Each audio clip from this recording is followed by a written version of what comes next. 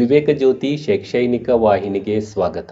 SATS ನಲ್ಲಿ admission through promotion ಮಾಡುವುದು ಹೇಗೆ ಎಂಬುದನ್ನು ನೋಡೋಣ. ಯಾವುದಾದರೂ ಒಂದು ವೆಬ್ ಬ್ರೌಸರ್ ನಲ್ಲಿ ಎಸ್ಎಟಿಎಸ್ ಎಂದು ಸರ್ಚ್ ಮಾಡಿ.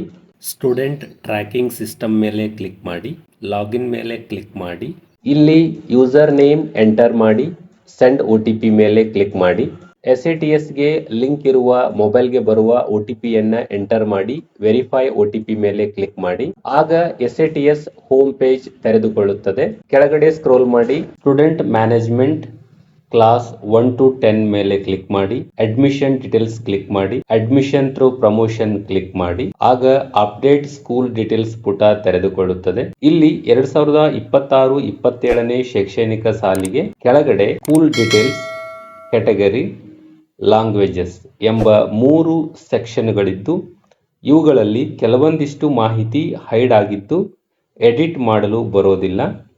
ನಮ್ಮ ಶಾಲೆಗೆ ಸಂಬಂಧಿಸಿದಂತೆ ಏನಾದರೂ ಮಾಹಿತಿ ಅಪ್ಡೇಟ್ ಮಾಡುವುದಿದ್ದರೆ ಮಾಡಿ. ಕೆಳಗಡೆ ಅಪ್ಡೇಟ್ ಬಟನ್ ಮೇಲೆ ಕ್ಲಿಕ್ ಮಾಡಿ. ಆಗ are you sure you want to update ಅಂತ ಕೇಳುತ್ತೆ. ಓಕೆ ಮೇಲೆ ಕ್ಲಿಕ್ ಮಾಡಿ. ಸ್ಕೂಲ್ ಇನ್ಫಾರ್ಮೇಶನ್ ಅಪ್ಡೇಟ್ ಆಗುತ್ತದೆ. ಸರ್ಚ್ ಸ್ಟೂಡೆಂಟ್ ಫಾರ್ ಅಡ್ಮಿಷನ್ ಪುಟ ಈ ರೀತಿ ಕಾಣುತ್ತದೆ. ಇಲ್ಲಿ ಪ್ರೀವಿಯಸ್ ಸ್ಟ್ಯಾಂಡರ್ಡ್ ನಲ್ಲಿ ಕ್ಲಾಸ್ ಆಯ್ಕೆ ಮಾಡಿ. ಕೆಳಗಡೆ ಸರ್ಚ್ ಮೇಲೆ ಕ್ಲಿಕ್ ಮಾಡಿ. ಆಗ ಕೆಳಗಡೆ SATS number, student name, admit class, ಕೊನೆಯಲ್ಲಿ ಅಡ್ಮಿಟ್ ಕಾಲಮ್ ಕಾಣುತ್ತವೆ. ಅಡ್ಮಿಟ್ ಮಾಡಬೇಕಾದ ಮಗುವಿನ ಹೆಸರಿನ ಮುಂದಿರುವ ಅಡ್ಮಿಟ್ ಮೇಲೆ ಕ್ಲಿಕ್ ಮಾಡಿ. ಆಗ ಮಗುವಿನ ಮಾಹಿತಿ ಶೋ ಆಗುತ್ತದೆ. ಸ್ಕೂಲ್ ಡೀಟೇಲ್ಸ್ ನಲ್ಲಿ 4ನೆಯ ಮಾಹಿತಿ ಸೆಕ್ಷನ್ ಸೆಲೆಕ್ಟ್ ಮಾಡಿ. ನೆಕ್ಸ್ಟ್ ಲ್ಯಾಂಗ್ವೇಜ್ ಗ್ರೂಪ್ ಆಯ್ಕೆ ಮಾಡಿ.